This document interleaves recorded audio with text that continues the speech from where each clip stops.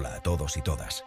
Aquí estamos nuevamente para compartir con ustedes un suceso que ha conmocionado a España y al mundo entero. No olviden suscribirse para mantenerse al día sobre las noticias más relevantes del mundo entero.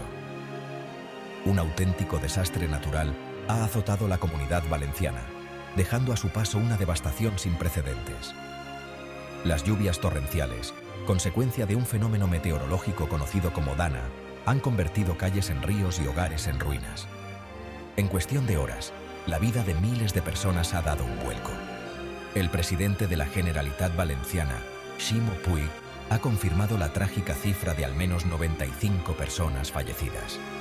El aeropuerto de Valencia, un punto clave para la región, quedó totalmente anegado, dejando atrapados a cientos de pasajeros. Las imágenes son desoladoras. Coches arrastrados por la corriente, viviendas sumergidas y un puente que se derrumbó ante la fuerza imparable del agua. Las operaciones de rescate no se detienen. Los equipos de emergencia trabajan incansablemente, utilizando helicópteros y lanchas neumáticas para evacuar a los vecinos y buscar a los desaparecidos. La solidaridad ciudadana resplandece en estos momentos difíciles, con vecinos ayudándose entre sí en un esfuerzo conjunto por salvar vidas. El Gobierno de España, liderado por el presidente Pedro Sánchez, ha declarado 3 días de luto oficial en memoria de las víctimas. Más de 1.100 militares han sido desplegados en las zonas más afectadas para colaborar en las labores de rescate y ayuda humanitaria. Sin embargo, la situación sigue siendo crítica y se esperan más precipitaciones en las próximas horas.